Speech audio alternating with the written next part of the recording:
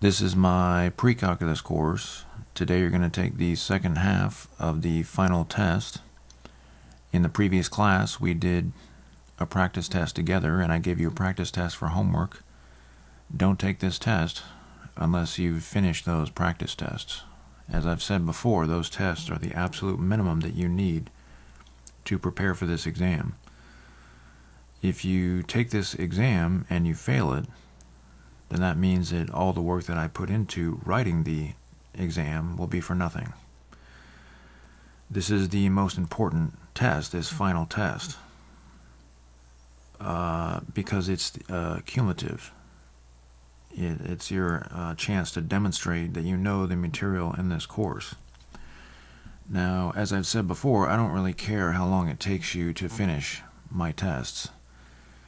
The test should probably take about between an hour and 2 hours to finish. But if it takes you 10 hours, I don't really care. As long as you can do it without any help from anybody.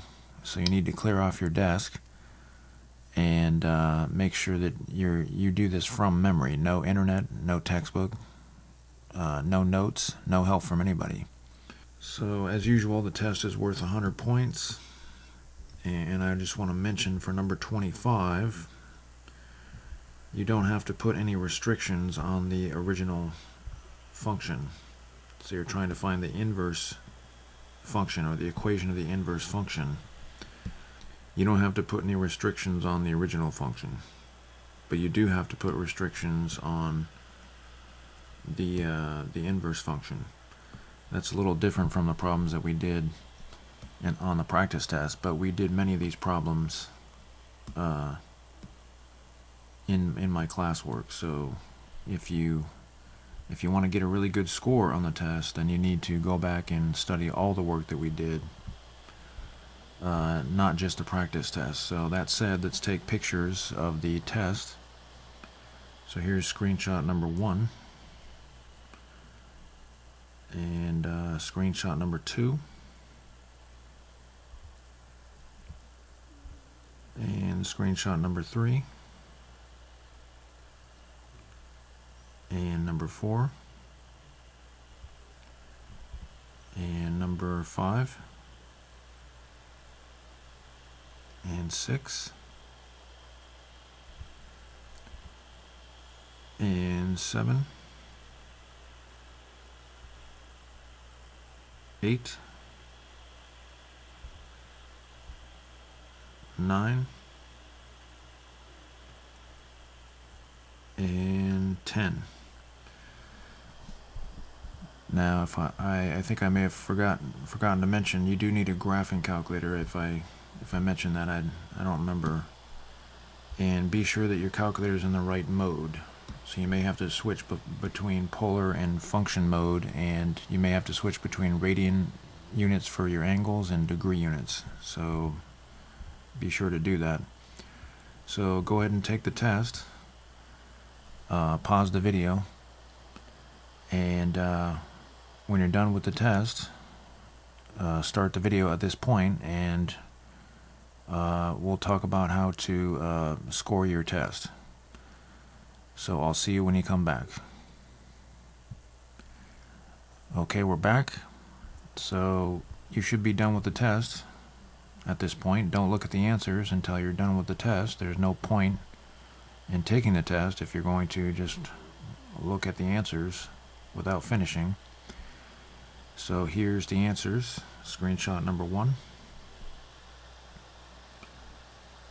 and screenshot number 2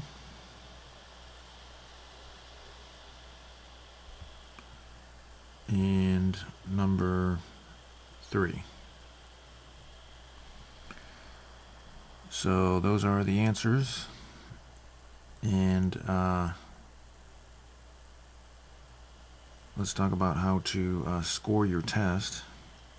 Obviously, each problem is worth 4 points for a total of 100 points. And as usual, if a problem has 2 parts, each part is worth 2 points. And if a problem has 4 parts, each part is worth 1 point, and so on and so forth. So this is the same type of scoring that we usually do, so there's nothing really different. Now, there may be some problems where it's not exactly obvious how to score the test or how to assign points, because we have 4 parts to this problem, but you can see that this part has 6 divisions of the problem, and this part has 4, and this part has 4. So some of these problems may be a little difficult to assign scores, but you can figure out how to do that. Just use your own discretion. So go ahead and score your test. Again, here's the answers. And when you come back, start this part of the video and we'll talk about how to grade your test. Okay, we're back, so you should have a score for your test. You know how the grading works if you've taken my courses, or if you live in the United States. This is how we grade. If you scored 90 to 100, that means you did really well. If you scored between 80 and 89, that means you did well, but there's a few things that you could work on. And if you scored between 70 and 79, that means you did well, but there's quite a few things you need to work on. And anything below that means that you didn't score high enough to say that you really know this material. So if you scored in the green, very good. I'm proud of you. If you scored in the red, then that does suggest a problem. But when you add up all the points for the whole course, hopefully you'll pass the course. And if you don't pass the course, well, we'll talk about that in the next class. The next class is going to be the last class, where we talk about how to assign yourself a grade based on a course score that you're going to calculate. So again, if you did well, excellent, very good. And I will see you in the next class.